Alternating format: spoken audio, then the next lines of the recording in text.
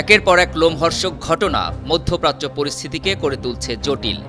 Iran Israel হামাসের যুদ্ধ থেকে শুরু করে মার্কিন যুদ্ধজাহাজে হুতিদের ক্রমাগত হামলায় উত্তপ্ত পুরো মধ্যপ্রাচ্য।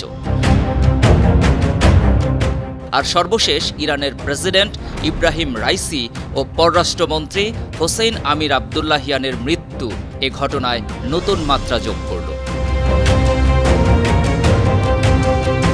কাতার ভিত্তিক সংবাদ মাধ্যম আল জাজিরা বলছে, রোববার উত্তর পশ্চিম ইরানে হেলিকপ্টার দুর্ঘটনায় প্রেসিডেন্ট রাইসি নিহত হন, আর তাকে বহনকারী হেলিকপ্টারটি মার্কিন যুক্তরাষ্ট্রের তৈরি বেল 212 নামের হেলিকপ্টারটির ধারণ ক্ষমতা ছিল 15 জন। সংবাদ মাধ্যমটি আরও বলছে, রাইসি ইরানের সর্বোচ্চ ধর্মীয় নেতা আয়াতুল্লাহ খোমেনির খুব আস্থাভাজন ছিলেন। খোমেনির উত্তরসূরি হিসেবে ভাবা হচ্ছিল তাকে। পাশাপাশি রাইসি ইরানের নিউক্লিয়ার প্রজেক্টের অন্যতম কারিগর ছিলেন। এছাড়া তার নেতৃত্বে ইসরায়েলে বেশ কিছু ড্রোন হামলা হয়। আর রাইসির এই রহস্যজনক মৃত্যু নিয়ে মধ্যপ্রাচ্য সহ পুরো বিশ্ব যখন তোলপাড়, তখন ইকোনমিস্ট পত্রিকা একটি প্রতিবেদন প্রকাশ করেছে। পত্রিকাটি বলছে, রাইসির মৃত্যু ইরানের জনগণের মাঝে বেশ সন্দেহ আর জল্পনা কল্পনার জন্ম দিয়েছে। ইরানি জনগণ এই ঘটনায় সরাসরি ইসরায়েলের হাত থাকতে পারে বলে ধারণা করছে।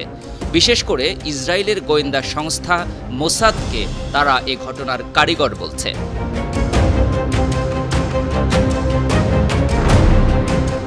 ইরানি জনগণ আরও বলছে, মোসাদ অতীতে ইরানের অনেক গুরুত্বপূর্ণ ব্যক্তিকে নিশানা করেছে। সর্বশেষ সিরিয়ার দামেস্কে ইরানি কনসুলেটে হামলায় দেশটির এলিট ফোর্স কুদসের senior commander brigadier general Mohammad Reza Zahedi এবং সহযোগী brigadier general Mohammad Hadi Haji রহিমিও হত্যাকাণ্ড জ্বলন্ত উদাহরণ। পাশাপাশি মার্কিন গুপ্ত হত্যার শিকার ইরানের শীর্ষ জেনারেল কাশেম সোলাইমানির হত্যাকাণ্ডের ঘটনাটিও সামনে এনেছে তারা। তবে এ বিষয়ে নাম প্রকাশ না করার শর্তে রয়টার্সের সাথে কথা বলেন ইসরায়েলি এক কর্মকর্তা। তিনি ইব্রাহিম রাইসির এ ঘটনায় ইসরায়েলের সম্পৃক্ততার অভিযোগ পুরোপুরি নাকচ করে দিয়েছেন। এ বিষয়ে আমেরিকার সিনেটের ডেমোক্র্যাট নেতা চাক শুমার জানিয়েছেন, মার্কিন গোয়েন্দা কর্মকর্তাদের সাথে তার কথা হয়েছে, তিনি পরিস্থিতির দিকে নজর রাখবেন। অন্যদিকে ইব্রাহিম রাইসির এ মৃত্যু নিয়ে এখনও ইরান কোনো আনুষ্ঠানিক বিবৃতি দেয়নি। তাই মধ্যপ্রাচ্য সহ পুরো বিশ্ব পরিস্থিতি আগামীতে কোন দিকে মোড় নিবে তা নিয়ে শুরু হয়েছে ব্যাপক উত্তেজনা। News desk, Bangla.